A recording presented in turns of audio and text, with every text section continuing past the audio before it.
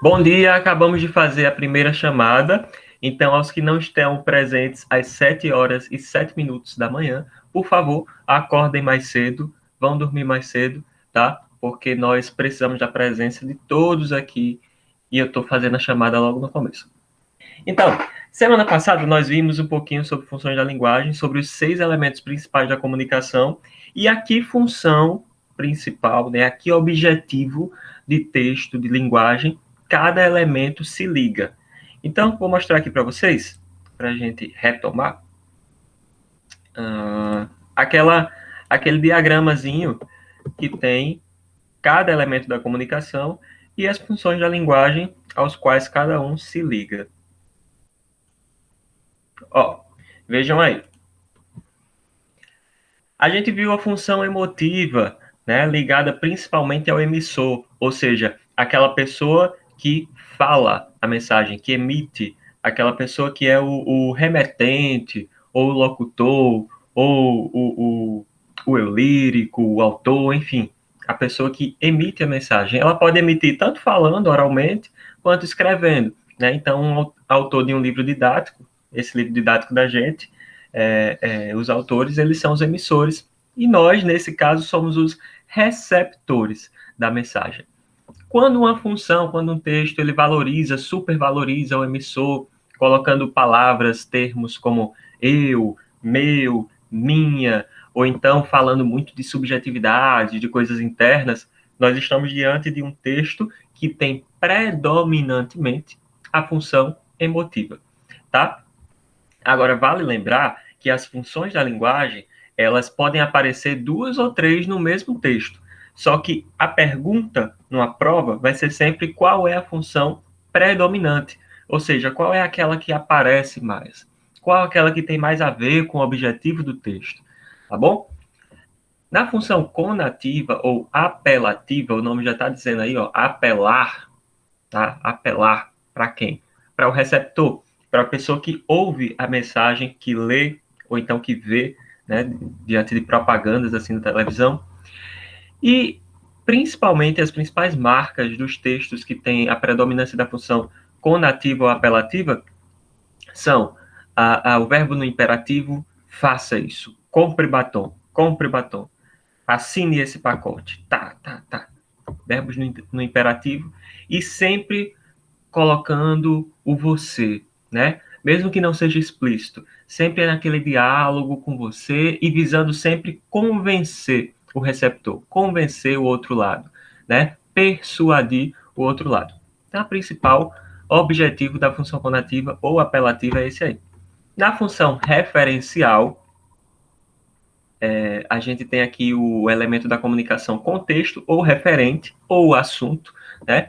Então, essa função, ela foca principalmente no contexto, no assunto das coisas. Então, a gente tem como exemplo aí os textos jornalísticos, né? Eles falam sobre um fato, eles falam sobre uma situação, uma discussão, um acontecimento, e aí eles estão se referindo principalmente ao contexto, né? A principal função deles é informar.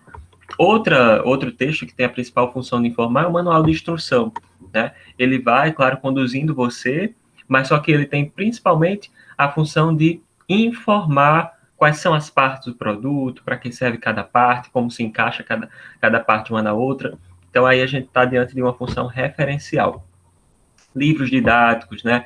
Livro de história, livro de geografia, explicando como é que se formam os biomas, como é que se formam, como é que a gente chegou até aqui na história, né? Os períodos pelos quais a gente passou. Então, tudo isso aí é função referencial.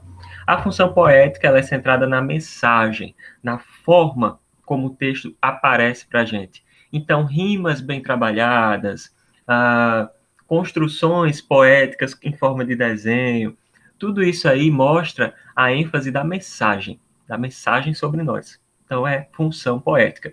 Muitas vezes ela pode se confundir com a função emotiva ou expressiva, porque em muitos poemas o eu lírico, o autor, né, manifestado no eu lírico, ele se coloca lá, né? Só que quando ele se coloca muito, quando é muito eu, meu, aí você sabe que é uma função expressiva, por mais que esteja escrito em versos, né, como num poema. Função fática tem o principal objetivo de testar o canal.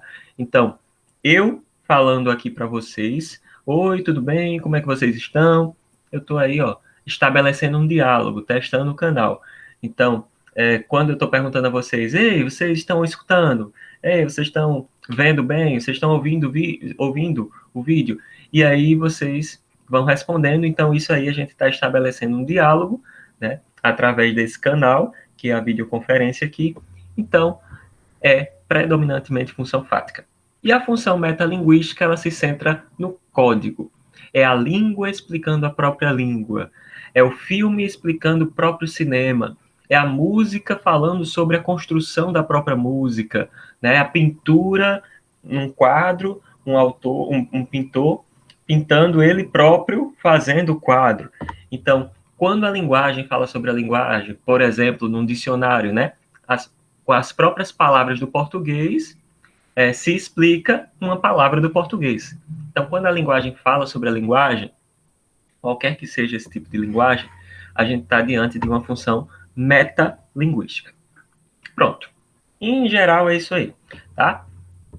Agora a gente vai fazer algumas questões envolvendo as funções da linguagem, e eu gostaria que Thomas abrisse o microfone e lesse, por favor, essa questão para nós. Dá para me ouvir? Dá sim. Ah, tá bom. Ler não é decifrar, como um jogo de adivinhações, o sentido de um texto.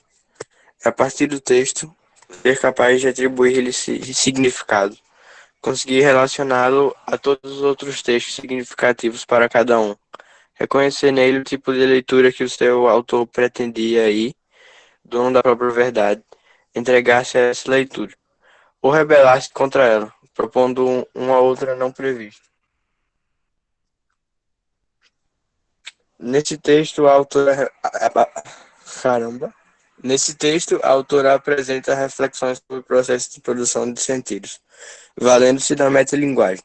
Essa função da linguagem torna-se evidente pelo fato de o texto ressaltar a importância da intertextualidade, propor leituras diferentes das previsíveis, apresentar o ponto de vista da autora, discorrer sobre o ato de leitura, focar a participação do leitor.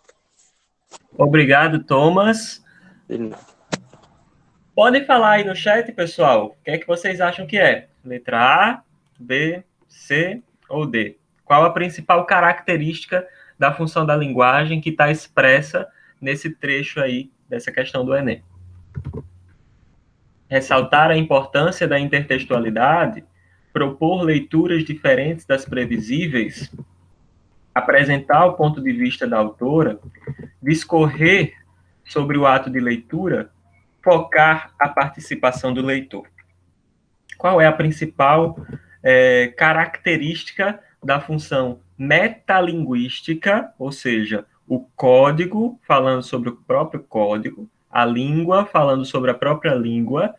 Qual a principal característica dessa função que nós conseguimos ver neste trecho? Discorrer sobre a leitura. E aí, os outros? O que é que vocês acham? Pode colocar somente a letra. Letra D. D. E aí, Matheus, Adriele, Eduarda. Parece que entramos aqui... Ah, falou? Tá. Foi mesmo, foi a primeira. Parece que entramos aqui em um consenso, né? Letra D, vocês estão certos. Né? Aqui a gente tem um texto, um trecho, em que a autora fala sobre o próprio ato de ler a partir da própria linguagem, né? Ela usa palavras para falar sobre isso. Quais as outras alternativas que a gente poderia confundir? A letra A gente poderia confundir, ressaltar a importância da intertextualidade, porque se eu tiver, por exemplo, de um livro didático, se esse trecho fosse um trecho de um livro didático, e eu estivesse falando sobre a importância da relação entre textos, da relação entre um texto e outro, de eu ler um texto, como, por exemplo, a música Monte Castelo, de Legião Urbana, ainda que eu falasse a língua dos homens e falasse a língua dos anjos, sem amor eu nada seria. Minha voz é péssima, mas é justamente esse texto, essa parte dessa música, ele tem a ver com a Bíblia, né? Ele pega uma parte da Bíblia lá da carta de São Paulo aos Coríntios e incorpora nessa música. Então, essa relação entre textos se chama intertextualidade. Aí, digamos que eu esteja explicando a intertextualidade num livro de português, né? E dei esse exemplo. Então, aí a gente vai ter também uma função metalinguística, mas a razão para a gente ter essa função metalinguística, a principal característica dela seria ressaltar a importância da intertextualidade, o que não é o caso aqui. Propor leituras diferentes das previsíveis não é função metalinguística. Apresentar o ponto de vista da autora é mais função expressiva, né? Discorrer sobre o ato da leitura, beleza, vocês acertaram. E letra E, focar a participação do leitor. Aí é mais função conativa ou apelativa, quando se centra principalmente no leitor, ou no receptor, ou no ouvinte, ou no telespectador. Maria Mariana, por favor, liga o microfone e lê essa questão. Calma. A biosfera, que reúne todos os ambientes onde se desenvolvem os seres vivos, se divide em unidades menores chamadas ecossistemas, que podem ser uma floresta, um deserto e até um lago. Um ecossistema tem múltiplos mecanismos que regulam o número de organismos dentro dele, controlando sua reprodução, crescimento e migrações. Predomina no texto a função da linguagem. Pode ir. Pode continuar.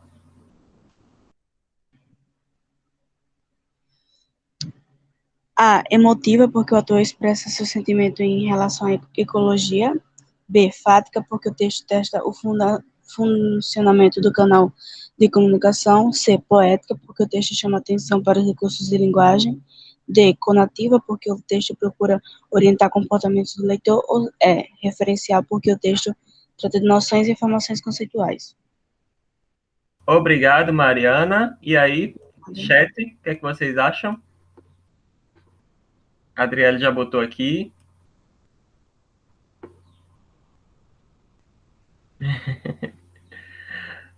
Vamos lá. Esse texto está falando sobre a biosfera, né? E aí ele traz as 5 funções, gente. Olha como é interessante. Ele traz as 5 funções, mas ele explica, traz a função e explica, né? Ainda explica para você, refresca a sua memória sobre o que cada função é. Então, essa questão é uma questão que eu considero fácil no Enem, mas que ela poderia ser confundida se a gente tivesse uma outra alternativa chamada metalinguística. Pois é. Por quê? Porque aqui ele está explicando o que é, né, a biosfera, né, qual o conceito de biosfera. Então, se a gente tivesse aí uma alternativa função metalinguística, poderia confundir. Poderia confundir porque a palavra explicando, com as próprias palavras, você explicar o conceito de biosfera, que é uma palavra. Né? Então, a linguagem falando sobre a linguagem. Graças a Deus não tem essa função aí. Então, como vocês falaram, referencial, porque o texto trata de noções e informações conceituais. Belezinha? Vamos para a próxima. Por favor, Thalita, liga o microfone e lê essa aí.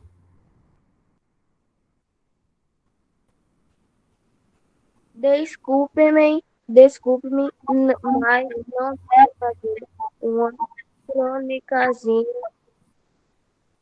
divertida hoje. Simplesmente não dá. Não tem como disfarçar. Esta é a típica manhã de segunda-feira. A começar pela luz acesa da sala, eu esqueci ontem à noite. 6 recados para serem respondidos na secretária eletrônica. Recados chatos. Contas para pagar que venceram ontem. Estou nervoso, estou zangado. Nos textos em geral, é como uma manifestação simultânea de várias funções da linguagem, com o predomínio, entretanto, de uma sobre as outras. No fragmento da crônica Desabafo, a função da linguagem predominante é a emotiva e expressiva, pois letra A, o discurso do enunciador tem como foco o próprio código. B, a atitude de enunciado, do enunciador se sobrepõe àquilo que está sendo dito. C, o interlocutor é o foco do enunciador na construção da mensagem. D, o referente é o elemento que se sobressai em detrimento dos demais. E, o enunciador tem como objetivo principal a manutenção da comunicação. Obrigado, Thalita. E aí, o que é que vocês acham? Qual a letra?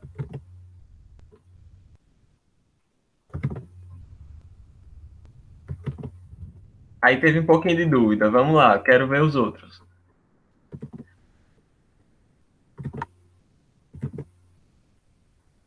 Ó, nessa questão aqui, ele está trazendo o trecho da crônica e ele fala, minha gente, isso é interessante, porque ele mesmo, o próprio enunciado diz que nos textos é comum a manifestação simultânea de várias funções da linguagem, como eu falei para vocês, né?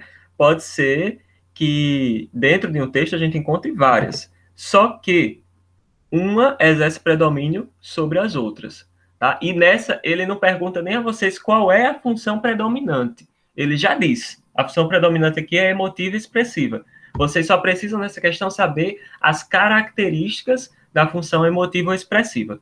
Então, pensando nisso, a gente vai... Vamos lá. O discurso do enunciador tem como foco o próprio código? Isso aí é função o quê? Na letra A. Quando o discurso do enunciador tem como foco o próprio código. Qual é a função?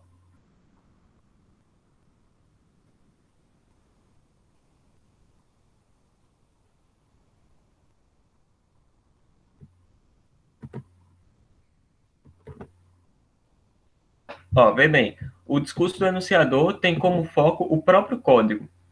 Ou seja, o código falando sobre o código. A língua sobre a língua. Qual é a função? Isso aí, Catilene, metalinguística. A função é metalinguística, tá? A atitude... Lembra que no Enem, eles não vão colocar exatamente o conceito que a gente viu aqui na escola, tá certo? Eles não vão colocar, é a língua sobre a língua, é o código sobre o código. Porque aí ficaria muito fácil, né? Era só decorar e... Pô. Mas eles vão colocar outras palavras, né? Para confundir um pouquinho, para distrair. A gente chama isso de distração, essas alternativas de alternativas distratoras, porque distraem vocês. Então, eles vão colocar outras palavras, mas no final vai dizer a mesma coisa. Letra B. A atitude do enunciador se sobrepõe àquilo que está sendo dito. Qual é a função dessa característica aí? Na letra B. O enunciador, ou seja, a atitude do enunciador, do emissor, se sobrepõe àquilo que está sendo dito. O emissor é mais importante, né, do que aquilo que está sendo dito. Foco no emissor. Qual é a função aí que a gente tem? Emotiva. Foco no emissor, e emissor, ele também pode ser chamado de enunciador, locutor, autor, eu lírico, narrador, tá? São vários nomes para o emissor. Letra C. O interlocutor é o foco do enunciador na construção da mensagem. Quem é o interlocutor? Você. O interlocutor é aquele que escuta, aquele que ouve, aquele que lê, aquele que assiste, certo? Então, o interlocutor aí é o receptor. Interlocutor, receptor. Se o interlocutor é o foco do enunciador na construção da mensagem, a gente está falando sobre que função agora? Conativa. Conativa ou apelativa, tá certo? Conativa ou apelativa, porque centra-se no receptor, tá bom? Agora, quando eu digo o referente é um elemento que se sobressai em detrimento dos demais, estou falando de qual função?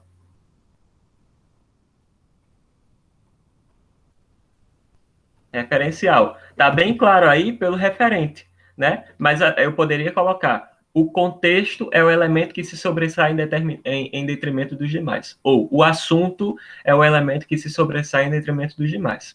Então estejam preparados, porque pode ser que a questão não traga a mesma palavrinha que a gente está acostumado a ver. Letra E. O enunciador tem como objetivo principal a manutenção da comunicação. Letra E qual? Muito bem, Catilene. Fátima. Fática. A letra E é função fática. Então, por quê? Porque o enunciador ele quer testar o canal, né? Manutenção do canal é testar o canal, tá certo? Manutenção da comunicação é testar o canal. Então, vejam que as palavrinhas mudam, mas se a gente interpretar bem, elas querem dizer a mesma coisa. Então, aí, como vocês falaram, acho que a maioria deve ter falado isso, a atitude do enunciador se sobrepõe àquilo que está sendo dito, né? Ele fala sobre si e ele fala sobre as suas próprias atitudes, sobre o seu próprio desespero: estou nervoso, estou zangado, desculpem-me, sempre colocando, né, em primeira pessoa. Então, aí está explícito que a atitude dele está se sobrepondo às outras, tá certo? Vamos para a próxima. Por favor, Eduarda, lê essa questão.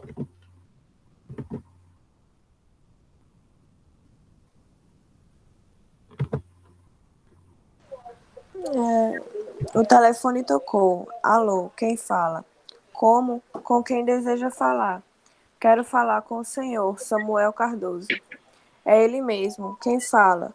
Por obséquio. Não se lembra mais da minha voz, seu Samuel? Faça um esforço. Lamento muito, minha senhora, mas não me lembro. Pode dizer-me de quem se trata? Pela insistência em manter o contato entre o emissor e o receptor, predomina no texto a função: letra A, metalinguística; letra B, fática; letra C, referencial; letra D, emotiva; ou letra E, conativa.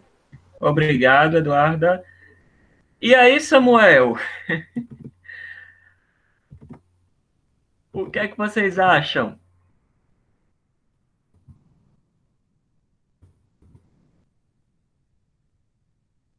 Catilene botou. E aí, povo?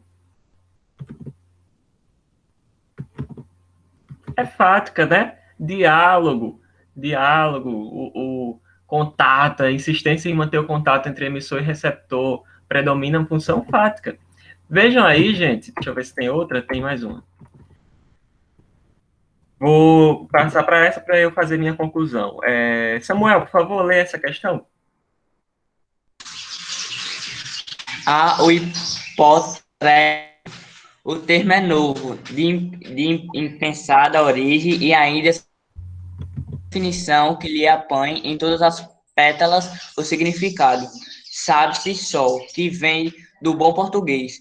Para a prática, tome-se hipotrélico, querendo dizer antipodático, sem graçante, impreciso, ou talvez vice dito, indivíduo pedante, importuno, agudo, falta de respeito para com a opinião alheia. Soube mais que, tratando-se de palavra inventada e, como adiante se verá, embirrando o hipotrélico em não tolerar neologismo, começa ele por se negar nominalmente a própria existência. Uma obra de Guimarães Rosa, depreende-se a predominância de uma das funções da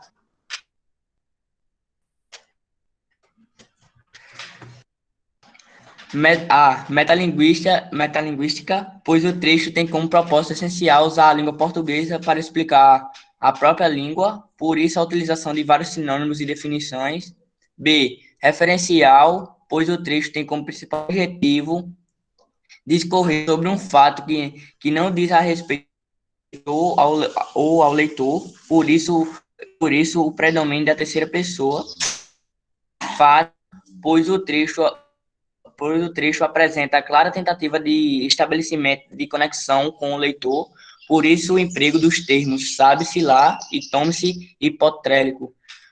D. Poética, pois o trecho trata da criação das palavras novas necessárias para textos em prosa. Grego de hipotrélico. Expressiva, pois o trecho tem como meta mostrar a subjetividade do autor, por isso o uso do advérbio de dúvida, talvez. Obrigado, Samuel. E aí, o que é que vocês acham dessa questão? As palavras são bem difíceis,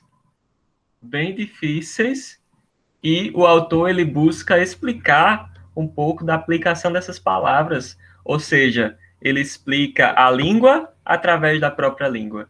Então, a gente está aí diante de uma função metalinguística, pois o trecho tem como propósito essencial usar a língua portuguesa para explicar a própria língua. Por isso, a utilização de vários sinônimos e definições. Vejam aí que ele coloca, né, na alternativa, expressamente, explicitamente, o propósito essencial é usar a língua portuguesa para explicar a própria língua. Aí você fica já na cara, assim, é metalinguística, tá, a língua pela língua. Então, aí ele usa quase as mesmas palavras que a gente usou aqui, tá certo?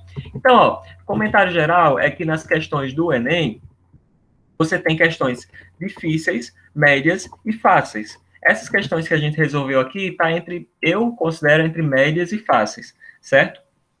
Então, vejam que não é coisa do outro mundo, tá? O exame que vocês vão fazer daqui a 2 anos e que futuramente as pessoas vão começar a fazer já no primeiro ano faz uma prova, segundo faz outra prova, terceiro faz outra prova. Acho que vocês não vão pegar isso não, né? Mas vocês vão fazer lá no terceiro ano, tudo junto. E aí, vejam que tem conteúdos do primeiro ano que vocês vão usar lá, mas que não são difíceis, não são coisas do outro mundo.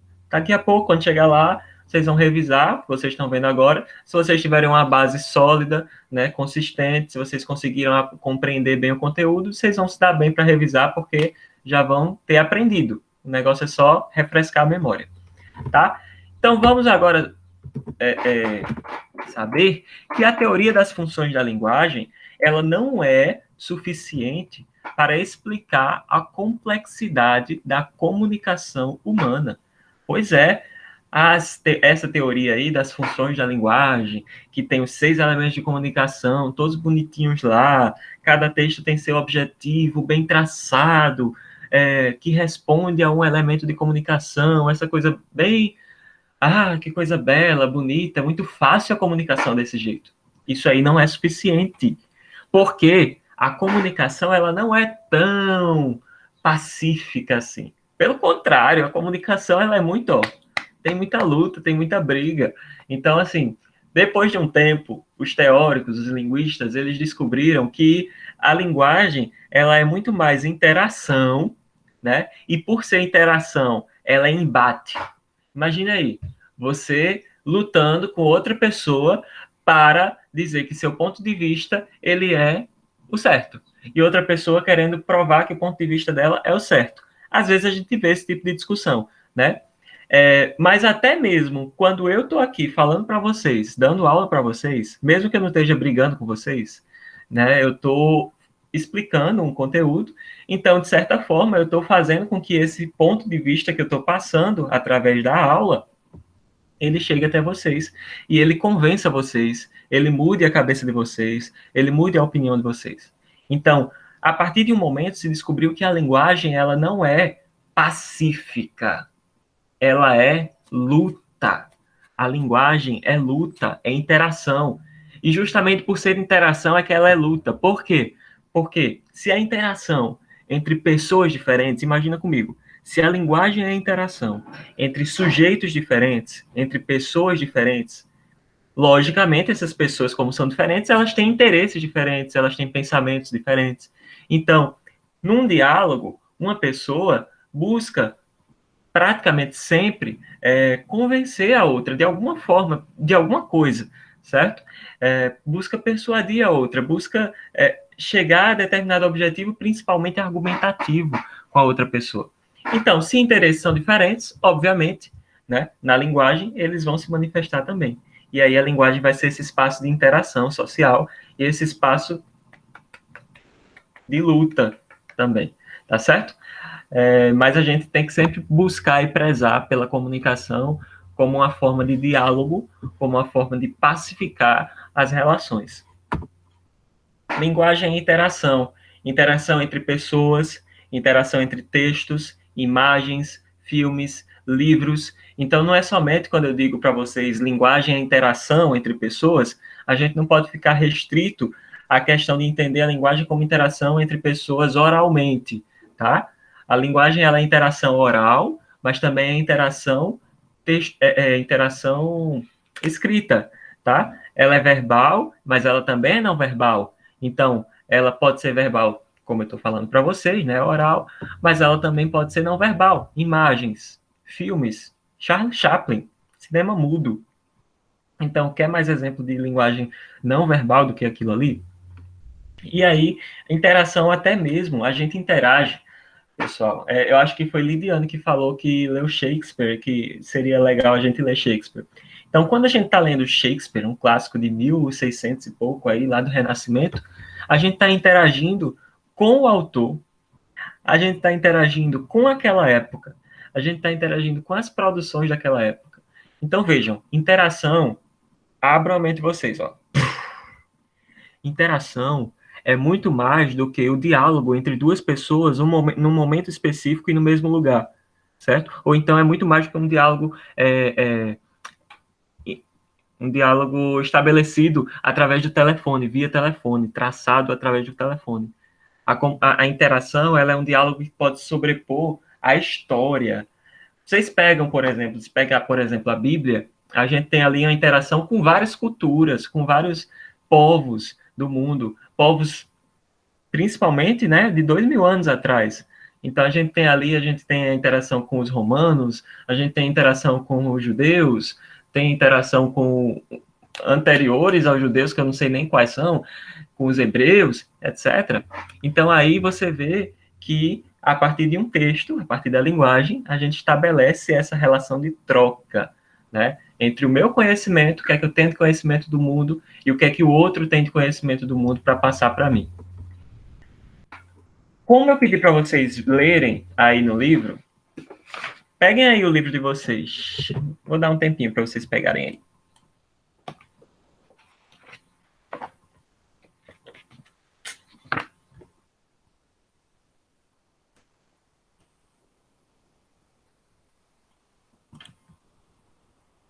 Já?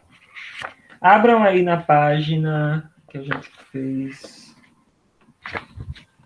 Cento...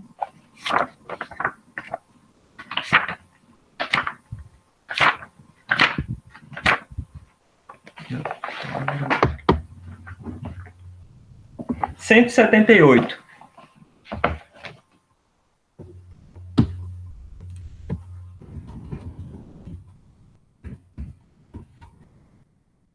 Certo, Eduardo? Você acompanha pela leitura, tá certo?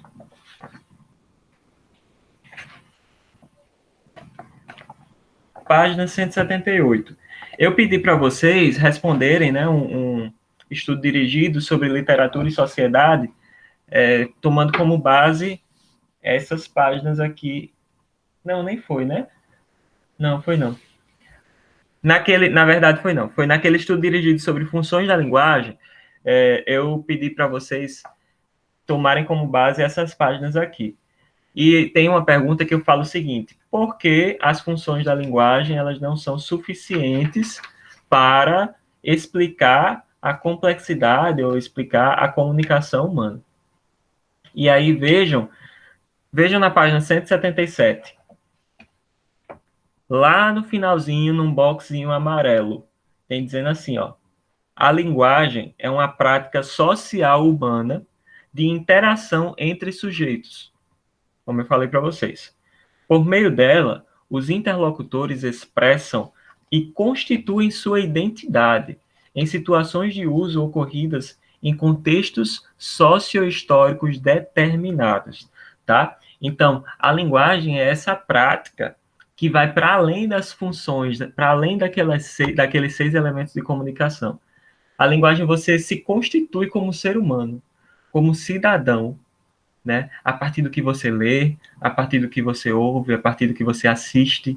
Então, a linguagem ela vai construindo a sua identidade, Se você é uma pessoa, se você é um nordestino, né, que tem assim visões do que é a seca aqui no Nordeste, a gente sabe, a gente que mora no Nordeste, a gente mora em João Pessoa, né? A gente vê que a cidade de João Pessoa, ela não é ultrapassada assim como muita gente pensa, né? Porque muita gente lá fora olha para as novelas, para os filmes, e quando fala em João Pessoa, então na Paraíba ou no Nordeste, imagina só seca e terra rachada.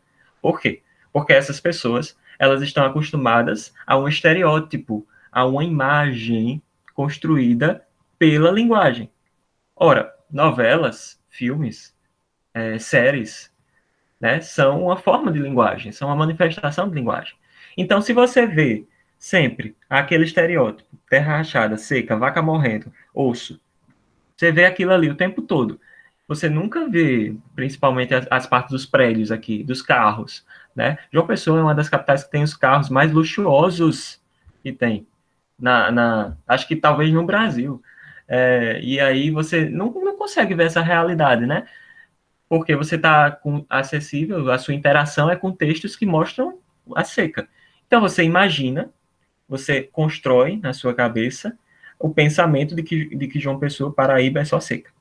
Aí a gente que mora aqui, que está em contato com outros tipos de linguagem, com outra realidade, né, a gente consegue construir outro sentido para isso, outro sentido para a palavra Nordeste, outro sentido para a palavra Paraíba, né? A gente vê os nordestinos não como Lampião e Maria Bonita somente. Então, isso aí, esses pensamentos, essas conclusões, né, eles só são possíveis graças à linguagem, porque linguagem é interação. E as funções da linguagem lá, elas não previam toda essa complexidade que a gente está discutindo aqui. Isso aí, Adriele Seca, que aqui não tem prédio nem shopping, é como se a gente fosse tudo, no vocabulário popular, né, matuto. Gente, um mundo de matuto aí, não sei o quê. Então, vamos passar para 178. E a gente aqui tem 4 elementos principais que eu gostaria de ver com vocês. Hoje a gente só vai ver 2, porque nossa aula foi dividida em 2 dias. Então, nós vamos ver hoje 2 elementos. Amanhã a gente vai ver mais 2 elementos dessa interação entre os sujeitos. O primeiro elemento que eu queria que vocês prestassem atenção é a imagem. Por favor, Adriele, leia aí na página 178, lá no começo, no pontinho que tem imagem. A imagem. A imagem que alguém se comunica tem do outro e de si mesmo, relacionada também aos papéis sociais que desempenham, pode se modificar de forma positiva ou negativa ao longo da interação. Pode continuar, Tirinha. Leia a tirinha abaixo. Mãe, eu preciso de uma moto. É vital. É uma condição básica, assim como o ar. Assim como um peixe que precisa de água. Uma moto. Não serve um chá de Marcela? Pode continuar. A interação da personagem masculina fica explícita no primeiro quadrinho. Para ele, a mãe vai se comover com seu apelo. Ela, no tanto, lhe oferece um chá de Marcela, camomila, no lugar da moto, sugerindo que ele deveria se acalmar. O humor da tira decorre justamente da quebra da expectativa do filho quanto reação da mãe, que acaba se revelando menos influenciável do que ele supunha. Muito obrigado. Então, pessoal, é isso aí. Vocês vejam que nessa tirinha há uma relação de interação, e há uma relação, na interação está presente a imagem que eu tenho de você, né? E a imagem que você tem de mim. Então, a imagem que, como a gente leu aí, a imagem que o filho tinha da mãe é que ela era meio boba e que ela ia acatar o desejo dele. Mas a mãe se mostrou não tão boba assim, né? Então, de acordo com as imagens que nós temos uns dos outros, nós vamos moldando a nossa linguagem, a nossa forma de falar, né? Os nossos objetivos, eles vão sendo mais explícitos, menos explícitos, de acordo com a relação que nós temos com o outro. Então, se a gente for pensar, por exemplo, em imagens sociais, a gente vai ver que um professor, dentro de uma sala de aula, ele ocupa aquela imagem social de relativamente de autoridade, né? Então, a não ser quando o professor também quando o professor acaba sendo chacota, às vezes, dos alunos, mas vamos pensar no social, né? Vamos pensar na imagem social que o professor tem na escola. Então, ele tem aquela imagem de autoridade e ele não busca não se mostrar, não mostrar, né? Muitas vezes não mostra o seu lado pessoal, porque ali é uma relação mais profissional.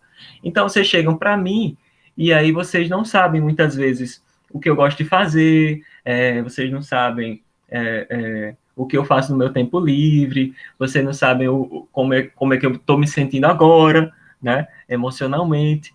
Então, tudo isso fica muito ocultado por uma imagem que eu passo para vocês. E, ao mesmo tempo, vocês também passam uma imagem para mim. Então, a nossa comunicação, ela vai se basear nessas imagens, na imagem que eu tenho de vocês e na imagem que vocês têm de mim. Se eu for falar com um amigo próximo, né, que me conhece há 9 anos, ele vai falar comigo de outra forma, porque ele tem outra imagem de mim, né? Então, ele vai, muitas vezes, chegar e bagunçar e lembrar, e ali, aqueles tempos, não sei o quê. Ou então, se ele quiser fazer um pedido para mim, ele pode chegar e fazer um pedido de uma forma mais descarada, como esse filho fez para a mãe, porque ele tem uma imagem minha, né? Digamos que eu seja uma pessoa que provavelmente não fale muito não, né? Eu não falo muito não para as coisas, eu geralmente aceito, faço o que me pedem. Então, esse amigo que me conhece, ele chega e, ei, faz isso aí para mim. Aí pode chegar um dia que eu digo a ele, não estou com vontade, não estou afim de fazer isso hoje.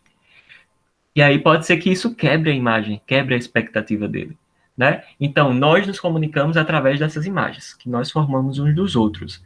Agora, isso aí pode ser muito problemático também. Lembre, a linguagem, a comunicação é um fenômeno complexo. Então,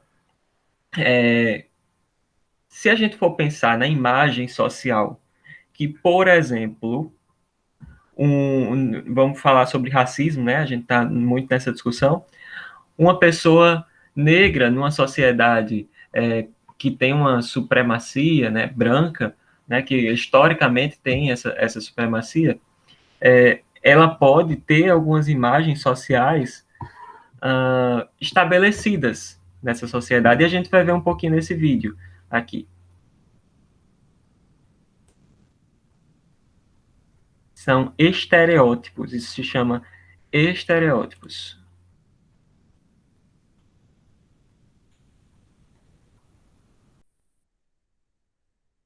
E eu sofri uma abordagem policial da mais violenta que eu já passei na vida, voltando do trabalho. Nossa, gente, mas se frustrou para sempre, né? Porque na revisão criminal, na defensoria, nenhum caso. Quantos você viu na área sério?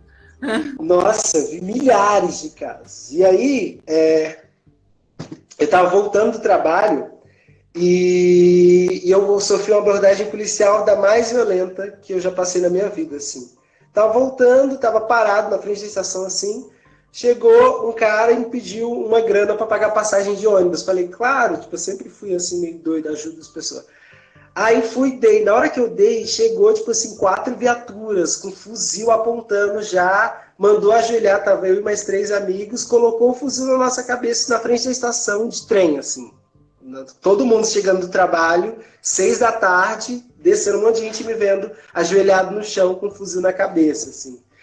E aí, passa mil coisas na sua mente, né? Você fala, mano, eu não posso reagir, eu não posso falar, e aí, mais uma vez, a questão da fala, né, dessa questão muito simbólica, não posso reagir, não posso falar, não posso fazer nada, e talvez eu possa morrer, é isso, fui pro trabalho e minha mãe não vai me ver nunca mais. E imagina que isso é o pensamento de vários jovens negros no Brasil. Porque a gente não sabe, a gente pode ser confundido, a gente pode carregar um guarda-chuva e acharem que é uma arma, a gente pode carregar um livro e acharem que é um tablet de drogas, a gente sempre, esse lugar de criminalizar o Estado vai nos olhar assim. Então eu acho que essas manifestações são muito importantes para falar, gente, olhem para as vidas pretas, elas importam em vida, elas não importam apenas quando morrem, a gente não quer apenas virar camiseta. Olhem para as nossas vidas, para as nossas trajetórias, para os nossos trabalhos. Hoje eu estou aqui falando. Amanhã eu posso ser mais um confundido da polícia. Então vejam aí como essa questão da imagem ela é forte, né? Em uma sociedade que é carregada de racismo e de preconceito, vejam como a imagem ela pode não somente ser uma questão de falha de comunicação, de eu querer um objetivo e não conseguir alcançar, mas ela pode representar até mesmo uma agressão física, ela pode representar uma violência fatal, né, uma morte. Então, a gente, quando ele fala aí sobre a questão de confundir um guarda-chuva com uma arma, né, teve um cara lá numa das favelas do Rio de Janeiro que foi morto porque estava com uma furadeira fazendo um serviço e a polícia confundiu com uma arma, um revólver. E aí a gente se pergunta, será que se esse policial estivesse nos Jardins, né, lá em São Paulo, ou estivesse no Leblon, em Copacabana, no Rio de Janeiro, e ele visse uma pessoa branca fazendo lá uma reforma na sua casa, ou então na casa de outra pessoa, com uma aquele negócio, uma furadeira, ele acharia logo que era uma arma e sairia atirando? Né? Será que se ele visse uma pessoa com guarda-chuva assim de longe, andando no escuro, se fosse branco, ele faria isso, se fosse loiro, branco, etc., faria isso e não com. Então vejam, a imagem que as pessoas criam, né? A imagem que a sociedade tem, esses estereótipos, eles levam muitas vezes a agressões, agressões fortes. E a gente precisa reconhecer isso para que a gente possa transformar um pouquinho. E aí eu falo, como vocês viram aí, né? Uma pessoa branca, aquela menina ali, a Gabriela Prioli, ela tem cara de Barbie. Minha musa, Gabriela Prioli. Não, segredo, mas ela é minha musa, assim, inspiradora. Ela tem cara de Barbie e, ao mesmo tempo, ela tá lá em diálogo com uma pessoa negra. Em alguma parte dessa entrevista, ele fala que muitas vezes, se ele tivesse em algum lugar, ele gostaria muito de ser assim confundido. Ei, queria ser confundido com um fotógrafo. Imagina, eu estou passando lá numa rua tal, com uma câmera na mão, numa rua escura, aí roubam uma câmera de outra pessoa. Então, ele poderia, se ele fosse assim, branco, se ele fosse, ele disse, eu poderia ser confundido com um fotógrafo, poderia ser confundido com um ator, poderia ser confundido com um empresário. Eu queria ser assim, às vezes, confundido com isso, mas geralmente eu não sou. Né? Eu sou confundido com uma pessoa que roubou, com uma pessoa que não tem um emprego assim, que ganhe rios de dinheiro e tal. Então, vejam como isso é forte. E aí, num diálogo entre uma pessoa branca e uma pessoa negra, eu estou falando isso para vocês, mas eu não posso falar pela experiência de quem passou, de quem passa na pele. Eu tenho uma imagem disso, mas eu não tenho a real, o real impacto. Do mesmo jeito, Gabriela Prioli lá, ela não tem o real impacto, então ela não está capacitada para falar desse lugar. Né? Quem está capacitado para falar é o cara, por isso ela chama ele para falar sobre esse assunto, né? Para ele mostrar de uma forma mais real o que é que se passa. Né? Então a gente se comunica através dessas imagens e a comunicação ela também pode ser muito danosa, muito destrutiva, dependendo de algumas imagens sociais que se tem de outras pessoas, tá certo? Vocês têm alguma dúvida? Por enquanto?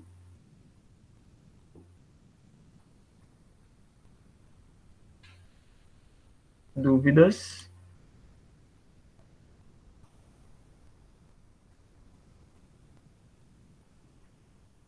Esse sim aí foi para as dúvidas. Então, pessoal, eu pretendia falar sobre mais dois objetivos, mais duas coisinhas hoje. Vocês vão fazer, tem alguma aula marcada agora?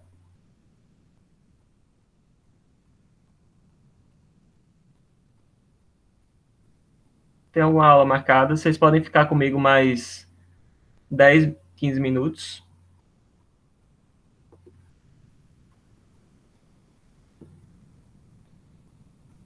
Botem aí no chat. Eu vou perguntar assim, vocês podem ficar comigo mais 10, 15 minutos?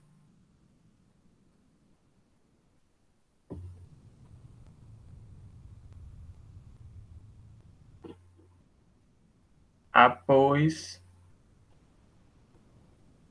Quem cala consente. Então vamos lá. Ai. Compreensão. Eu quero agora duas pessoas.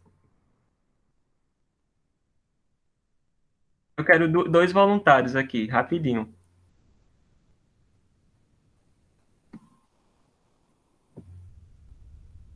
Dois voluntários.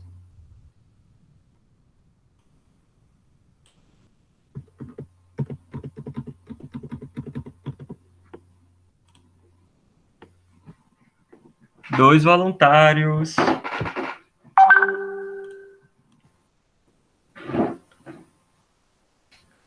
Vamos lá. Vou escolher. Não tem voluntários, eu vou escolher, viu?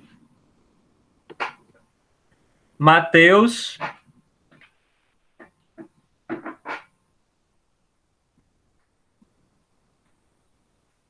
E Alice.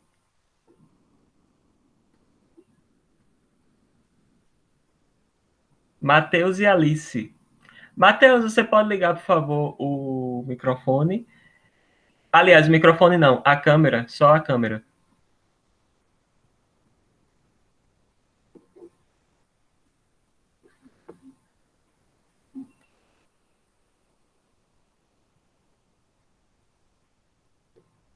Just the camera.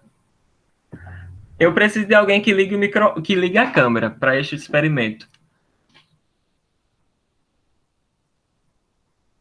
Preciso de alguém que ligue a câmera. Vocês estão o quê? Todo mundo acabou de acordar, morrendo de sono, mas não tem problema não. Alguém liga aí, por favor, a câmera? Thomas, Samuel.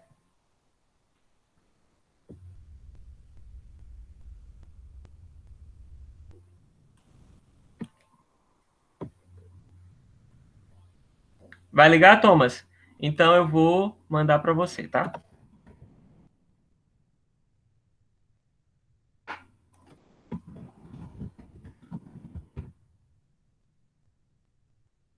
Thomas, vê aí no teu WhatsApp, eu mandei mandei um negócio lá no teu WhatsApp, tá? Enquanto tu vê aí, a gente vai aí para compreensão. Vejam aí na página 178. A compreensão, lá embaixo, no segundo pontinho, a compreensão do que o outro disse também pode receber interferência de diversos fatores. Leia a tira. Tem uma pessoa aí que está falando demais, fala demais, muitas palavras, a gente não consegue ver o que é, várias palavras.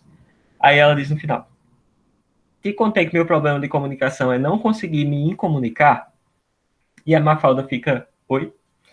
A personagem Susanita tem um problema de comunicação. Ela fala demais, sem parar, não dando aos interlocutores a possibilidade de participar da conversa. Eles ficam atordoados, cansados ou desatentos. Além dos fatores de ordem psicológica, como apresentado na tira de Quino, há também aqueles de ordem física, por exemplo, barulho ou cultural, língua ou variedade desconhecida pelo interlocutor, falta de conhecimentos partilhados entre os sujeitos. Thomas, você recebeu aí uma coisinha no WhatsApp. Eu gostaria que você fizesse uma mímica do que é isso aí que você recebeu no WhatsApp, para que somente quem vai poder adivinhar é Thalita. Somente quem pode adivinhar é Thalita. Você terá 1 minuto para fazer Thalita adivinhar o que você quer passar, tá certo?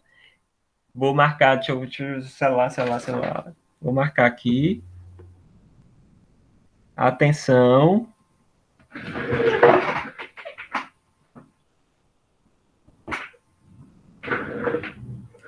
Pensou? Não pensou ainda? Então, deixa eu te dar um tempinho para pensar, enquanto eu vou falando aqui sobre compreensão. Ó, o que a gente leu no livro é que a mensagem que a gente... Pode dizer por aí, Thalita. A mensagem que a gente fala, ela pode ser compreendida ou não pela outra pessoa, né? Então, por isso que quando eu estou falando aqui, eu estou sempre perguntando a vocês estão entendendo? Vocês estão compreendendo? Está ficando claro? Minha explicação está clara? Porque eu tenho um problema, muitas vezes, que é o seguinte, eu às vezes acho que minha comunicação, minhas palavras, minhas frases, elas são muito assim, sabe, contexto universitário? Assim, muito, às vezes rebuscado, às vezes eu tento, muitas vezes, ser mais coloquial, ser mais informal, para fazer as pessoas entenderem o que eu quero dizer, principalmente com criança. Eu sou catequista de criança, e aí eu tenho que falar, às vezes eu falo 5 sinônimos em uma frase só, porque eu quero ser compreendido pelas crianças. Então, tento falar de uma forma simples e tal, para ser compreendido. Então, a gente tem que pensar, na hora de se comunicar e na hora de analisar uma comunicação, que a mensagem ela pode ser compreendida ou não. Aí vai depender do conhecimento que o receptor tem, né, da forma como o emissor fala, como a gente viu em variação linguística, né? Não adianta nada eu chegar em uma pessoa que não tem um grau de instrução e chegar falando palavras difíceis, não vou ser compreendido, e essa pessoa vai fazer uma imagem de mim, né, de uma pessoa muito boçal, né, muito inteligente demais, não quero falar com você. Então, isso vai prejudicar tanto a imagem, a minha imagem perante a pessoa, quanto a ela compreender o que eu estou dizendo. Tá certo? Então, muitas vezes, os fatores que interferem é o próprio ruído, né? Se a gente tiver aqui uma queda de internet, se a gente tiver aqui muito travamento, a gente não vai conseguir compreender. A língua, se as pessoas não falarem línguas semelhantes. Ontem eu soube de um noivado de uma colega minha, ela é daqui, eu fiquei, como assim? Ela é de Bahia, né? Eu sou de Bahia. E só que eu não sabia que essa questão de Bahia ser cidade francesa ia para tão longe. Ela arranjou um namorado pela internet na França, né? E ele veio para cá, ela já foi para lá e eles noivaram, eu soube ontem. E aí ela não sabia falar francês, ele não sabia falar português, aí você me pergunta, como é que isto deu certo? Como é que eles conseguiram se compreender? Primeiro tinha o irmão dela que falava francês, então às vezes ele ficava no meio dos dois, explicando e traduzindo ali. E depois os dois falavam inglês em comum. Então, como eles tinham uma língua em comum, eles conseguiam se compreender através dela. Então vejam aí, a compreensão, a linguagem, a língua, ela poderia ser uma forma de impedir essa relação, esse noivado. Mas eles acharam algo que tinham em comum, a língua que eles falavam em comum, que era o inglês. E eles conseguiram se compreender. Então, compreensão vai mais para essa parte aí, tá? Thomas, pode ligar agora a câmera. Vou marcar aqui 1 minuto para que você faça essa mímica, tá? Para a Thalita adivinhar o que você quer dizer aí. Contando 5, 4, sem usar nenhum recurso, nenhum objeto. 5, 4, 3, 2, 1. Já!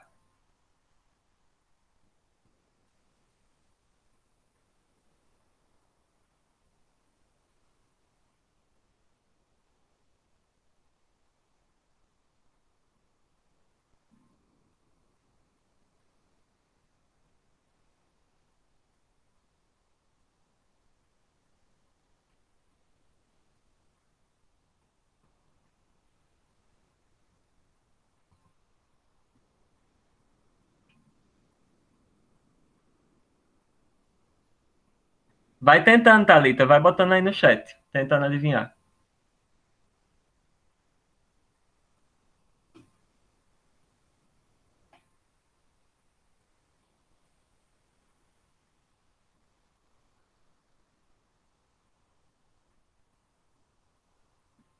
Vai chutando aí.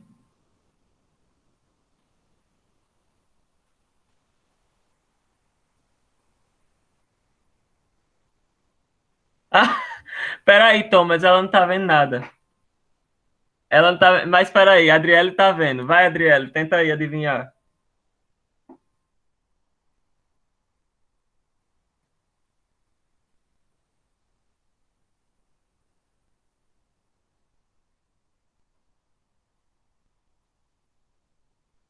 Gente, chuta aí, minha gente.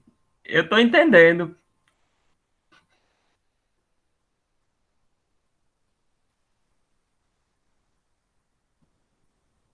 Bora, Adriele. Eita, já foi 1 minuto. Já foi 1 minuto. Thomas, me explica aí tua mímica. Era pra ser uma aula de história, mas como eu não consegui me dar um professor, eu imitei uma pessoa usando um monóculo. Não, aquele negócio que você usa para ver de longe, que Sim, usava antigamente. eu pensei que tu tava imitando. Era uma arma também, né? Tinha uma arma também? Sim, acontecimentos históricos. Aham, eu saquei isso aí. Como eu sabia, né, que o que ele estava tentando dizer, a aula de história, eu imaginei assim, ele tá, eu acho, fazendo o descobrimento do Brasil. Ah, mas só que depois eu pensei, tipo, os portugueses olhando para as Índias aqui, né, para o Brasil, e aí arma, tiro, não sei o que, guerra, índio, português, tá. Aí eu pensei nessa perspectiva. E teve gente que achou que era uma câmera, que era um homem, aquele relação com aquele vídeo do homem negro, certo. Thomas, muito obrigado pela sua mímica, olha, Nada. valeu aí. Depois a gente vai brincar de imagem ou ação mais vezes na sala de aula. Eu adoro esse joguinho. Por quê? Porque muitas vezes a gente, Thomas, para se fazer compreendido, ele tentou usar coisas gestos que fossem mexer na memória de vocês e fossem fazer com que vocês associassem, né, os gestos à aula de história. Como eu tinha passado a aula de história para ele, então eu tinha o conhecimento sobre o que ele queria dizer, eu imaginei que a mímica dele fosse essa questão de indígenas, portugueses, mas nem foi tanto assim, né? Ele disse que era mais para ver, as armas eram os acontecimentos históricos e o monóculo lá era para ver melhor as coisas, né, da história. E ele também pega o lápis, o caderno também para fazer. E como se fosse um quadro também. Então vejam que a interpretação da gente, ela vai mudando, né? A compreensão ela vai mudando de acordo com o que a gente sabe, né? O que a gente partilha de conhecimento partilhado entre os sujeitos, e ela vai também mudando diante do que Thomas, por exemplo, saberia que vocês poderiam associar com a aula de história. Nesse joguinho, imagem ou ação, que é esse joguinho aqui, ó, vou botar para vocês, a gente tem, muitas vezes, piadas internas ou conhecimentos internos. Então, o massa, muitas vezes, é que eu tô, às vezes, brincando assim com a minha namorada e com minha irmã e tal. Aí tem uma coisa que é para minha namorada adivinhar. Aí os outros não. Eu não quero que os outros adivinhem, quero que ela adivinhe, porque para a gente ganhar ponto, nosso grupo. E aí eu falo, às vezes, quando é alguma coisa que eu e ela sabemos, temos em comum, aí eu uso aquela mímica que ela vai saber, mas que os outros não vão saber, porque é uma coisa mais interna, é como se fosse uma piada interna, sabe? Eu e ela sabemos, mas os outros não. Então, isso aí também concorre, né? Também contribui para a compreensão, né? A gente saber o que é que o outro sabe sobre aquilo que nós tentamos falar, certo? Então, o que é que o outro sabe sobre aquilo que eu estou tentando falar? Se ele sabe muito, eu vou sempre falar menos, né? Se ele sabe pouco, eu vou ter que arrodear, explicar tudo isso, explicar todo o conceito para chegar onde eu quero, tá? Então, aí depende muito da relação que nós temos, do conhecimento que nós partilhamos, que os sujeitos partilham entre si. Minha gente...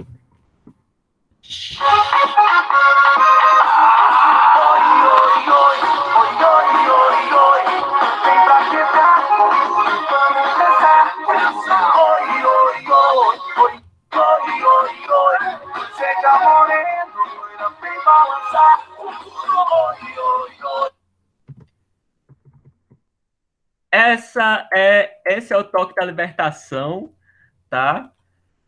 Vocês estão livres de mim por hoje. Encerramos este capítulo e no próximo capítulo, que será amanhã, às 7 horas da manhã, nós vamos ver os outros elementos, né, dessa interação entre sujeitos, e a gente vai discutir um pouquinho sobre aquele estudo dirigido que vocês fizeram, que vocês entregaram. A gente vai ver como é que aquelas questões que vocês trabalharam, e talvez vocês já tenham outros olhares também agora sobre o texto que vocês leram, o poema, o açúcar, né, lá. E amanhã a gente vai discutir um pouquinho sobre esse poema, fazendo relação com essas coisas que nós falamos hoje e com as outras coisas que nós vamos falar amanhã: discordância e concordância, intertextualidade, interdiscursividade e sentido. Tá certo? Então, esse é o tema da nossa aula de amanhã. Muito obrigado pela participação de vocês. Eu vi que chegou a Alice, né? Eu vou chamar aqui, quem eu não chamar, me diz, tá certo? Adriele, Ana Caroline, Eduarda Pereira, Ketilene, Maria Mariana, Matheus Gabriel, Samuel, Talita e Thomas.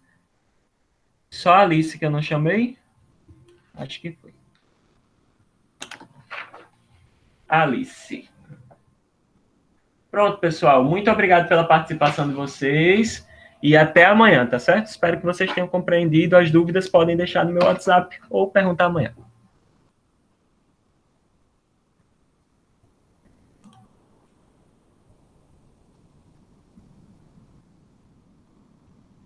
Tchau, tchau.